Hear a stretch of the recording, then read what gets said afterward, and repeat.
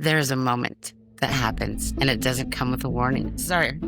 You're just living your life and doing what you've always done, thinking the way you've always thought. And all of a sudden, like a lightning bolt, something clicks and you start to look back and questioning everything. Why do I think this is okay? Why did I accept that? And why did I believe that that was normal? And that moment, it's not comfortable. It's not clean. It's not peaceful. It's very confusing. You didn't see it because it was your normal. And if you grew up in something, you're not going to question it. You adapt to it. You build your thinking around it. You survive it. And here's where the part hits people. Just because something was normal for you doesn't mean it was always healthy for you. And that is a hard thing to accept. This is where it gets deeper. A lot of what you think is your personality is actually your survival skills. You being the strong one, the quiet one, the funny one, the fixer. It didn't happen just overnight. It was built inside you. You become who you need to be to get you through what you're in, and it worked. But now it might be working against you. And this is the part nobody will prepare you for. When you realize that all of that, you start asking dangerous questions. Who am I without that? What if I'm not a fixer? What if I'm not the one who holds everything together? What if I'm not the one who keeps the peace?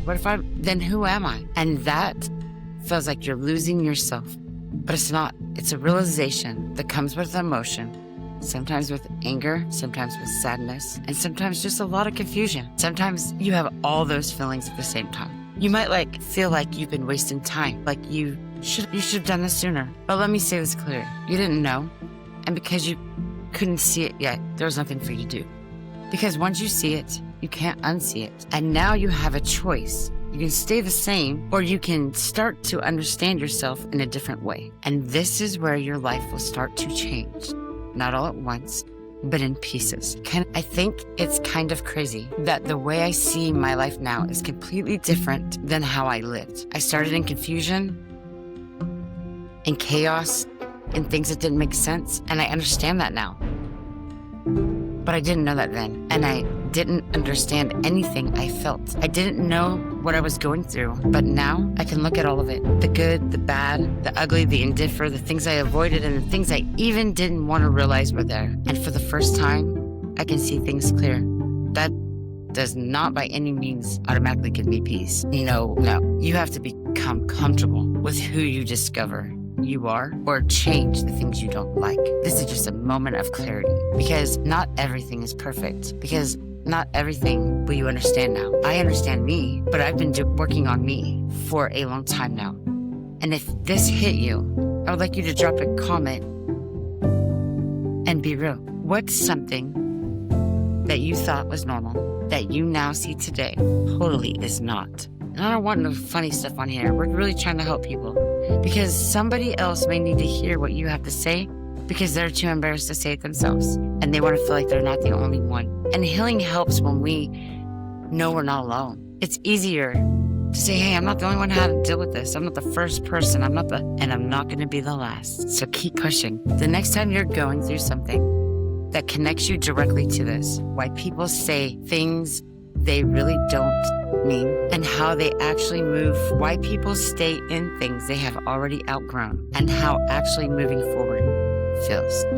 And you're not going to want to miss these things, because I'm telling you, we're doing this together. And as always, I am B, and I'll be back to fight one more day with you. It's easy for me to talk about my past on surface level. It's hard to say some of the more intimate details out loud, because when you go deeper in stories, you're telling people what you're afraid of, what makes you nervous, what makes you uncomfortable. So many people in our lives has used that against us. But I'm going to sit right here and I'm going to ask you to heal with me. I'm not a therapist. I'm just somebody who has lived through more than my share of trauma. Some of it was put on me by others. Some of it was caused by myself. And some of it, it's just there. It just happens in life.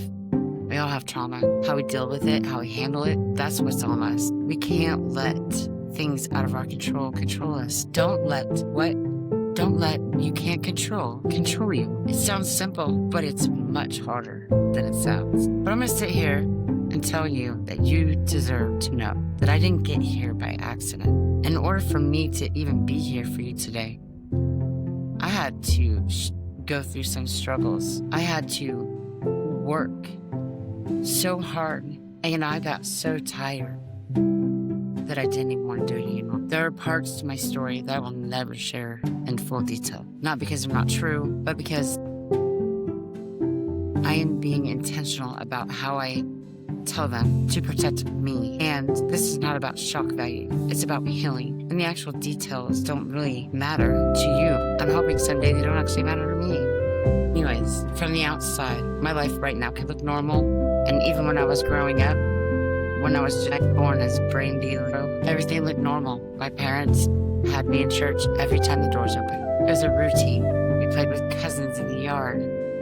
And we had the kind of life that people looked at and thought we were fine, and maybe even envied. And during the day, everything was usually fine. But at night, everything changed. I didn't grow up feeling safe in my own home. And unless you've ever lived that, it is so hard to explain what it does to you. It's not just a fear, there's a confusion, a distorted idea of what love looks and feels like. I remember one time I thought I was safe. My dad and I were going to grandma's, and I remember thinking, hey, there's not enough time for him to do anything, so I should be okay. And then the car pulled into the desert. The minute those tires pulled off that road, my whole body tensed up. I knew I wasn't safe anymore.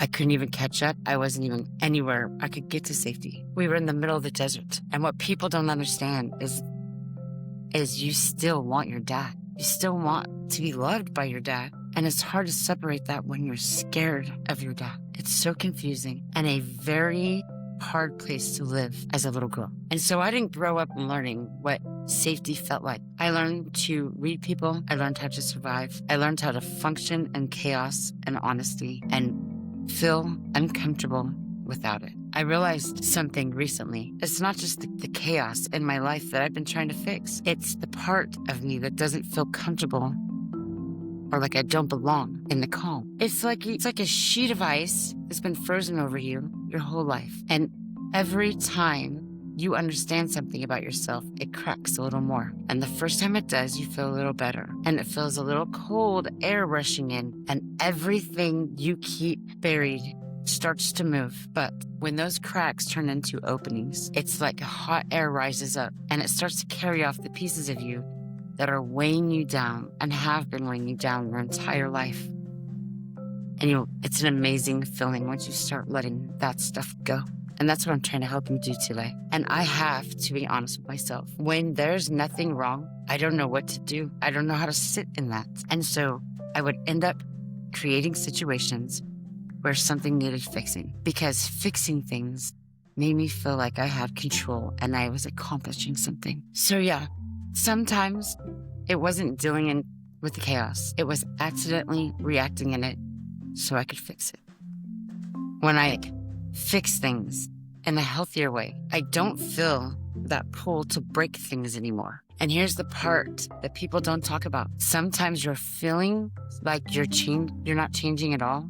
Sometimes you feel like you're not changing at all. But it's when you're pulled into that situation and you realize, I've been here before, but I just handled it different. And a light bulb goes off and you're like, although I didn't see the progress, I proved to myself just now, I am changing, I'm different. And that's all you need in that moment sometimes. That little glimpse of, I see change in me, whether you do or not, I do.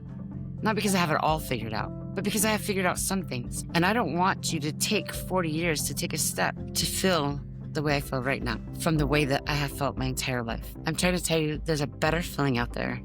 If you never felt it, you just have to work through the pain that you've been refusing to deal with or holding on to for whatever reason. So here's some things I'd like you to understand about me. I have lost everything more than once, and I have built it back more than once. I own my own home. I own my own land, my vehicles, and a boat outright. Currently, even though I rebuilt my life 3 separate times. Sorry. I graduated high school 6 months before I was supposed to. No one would have thought. I went back to school. I got an associate's in accounting. I got a bachelor's in financial planning and a master's in finance. And I raised kids that don't smoke, never mess with drugs, never had a run-in with the cops, has worked since they were of age to work, held the same jobs, and are raising their children with more love shown to them than I was able to do for them. So while I feel like I was able to, through my pain, move forward and pull out what I needed to be there for them, and I was able to make them, give them a life better than I gave myself, my mom gave me. And now my kids are giving their kids a better life than I gave them. At least they're trying. That makes me proud. They all are very hard workers, and you don't see that in my kids' ages now. And I'm so excited that I didn't screw them up with my trauma and my trauma beliefs that I didn't even know I had until after they moved out of my house. None of this happened by accident. I really believe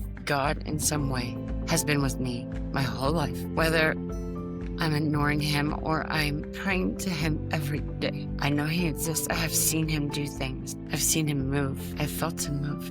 And to be honest with you, I don't think I could reach the point that I'm at right now without him. Because although everyone thinks I'm so strong because they have seen the accomplishments of falling down and getting back up and falling back down and getting back up, I am so weak. There are days that no one sees that I just want to lay in bed and cry. I don't even know why. Not recently, not in a while. I get up every morning and I make myself do something. I am not sinking back in depression. Not crippling depression. I mean, not control depression at all, but I don't have to let it cripple me, and I'm not going to. So when my daughter died, my backyard was mad because I chopped down trees for 3 months from sun up to sundown. I got my frustrations out, got tired, then I could process her absence. It was really hard because the year before my husband passed and 3 months later my dog passed. But you know what? I feel like I'm strong enough to handle this and still be somewhere. And that's why I'm going through it, so that I can learn things, know things that I would not otherwise know if I had not felt the pain, and seek out solace, a way to ease the pain, and a way to get back to me so that I'm good for my grandkids. I would not have learned the peace that I feel right now, which I have never, ever, in the 49 years I've been alive, felt this. I didn't even know it existed. I thought I felt peace, but I didn't know what it was. Just like I didn't know what love was, truly. I believe that every hard lesson or every hard thing we go through teaches us a lesson that we need for either ourselves later in life or to help someone else through something they got to go through that's worse than what you did. And I'm hoping that this podcast is enabling you to get up every morning, brush your teeth, and at least do the dishes. Make yourself something to eat, have a cup of coffee. Anyways, what changed was everything once I understood what I was doing to myself. It was like a light bulb went off. And once I understood, then I was able to come up with a plan to bypass it, to aim it in the direction I needed it to go, instead of working it against me. Here's a hard part. Just because you understand it doesn't mean you instantly grow. You got to move. You got to figure out what makes that move in the direction you're moving and not in a direction you don't want to be in. And there's times that you're going to feel like nothing changed. But when I would be put back in the same situation, I would notice I handled it different. So something did change. Maybe not in this situation, maybe not in this place, but in me, which is where I've been carrying all this stuff that I've been running from, which is crazy. When I run, the stuff that I'm carrying is not left where I was. I'm taking it with me. Because when you're in trauma, you just try to, like this, you step on a sticker and you just want the pain to go away. So you pull the sticker out, but part of it broke off. But you just keep on going. That is going to fester up until it just shoots itself right on out because it doesn't belong there and it won't stay. Nothing stays in your body that wasn't born in it. Not without rejecting it. That's why when you get a kidney or whatever, they give you injection drugs. And even this trauma, even this pain, you weren't born with it. It won't stay in you. It will come out one way or another. And it's much easier and much more peaceful and much less chaotic for you to draw it out yourself and look through it. It's coming out one way or another, you might as well just do it. So I'm not going to lie to you and tell you it was easy. I'm not going to lie to you and tell you that things moved fast. How fast they moved depends on you. Some steps were very easy and did move fast. Some were very slow because I was trying to rush the step and was trying to push through having to really deal with the memory still.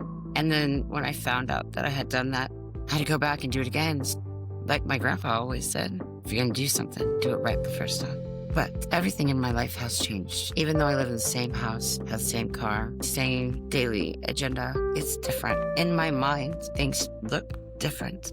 They feel different in my soul. Things that used to make me upset quickly, some of them still do. I'm working on it. It's a hard thing. I can just completely let go now. I'm not gonna let that destroy my day. I've had way worse days and way worse things happen. I don't care. Somebody robbed my shed and took all my tools. Oh well, the store has more.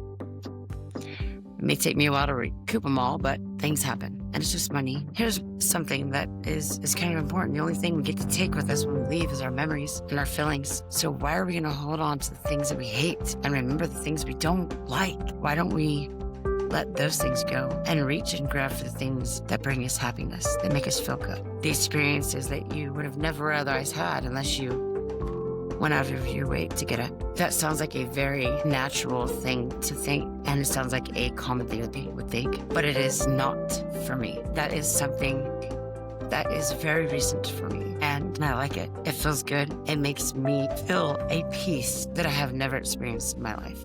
And I want to keep building this peace, and I want you guys to start building this peace and understanding why I was doing what I was doing. Was the gate that opened that allowed me to move the things in the shed so that people could walk, so that lawnmower could be stored in there, whatever. If you don't open and look inside, you'll never know what you got to deal with.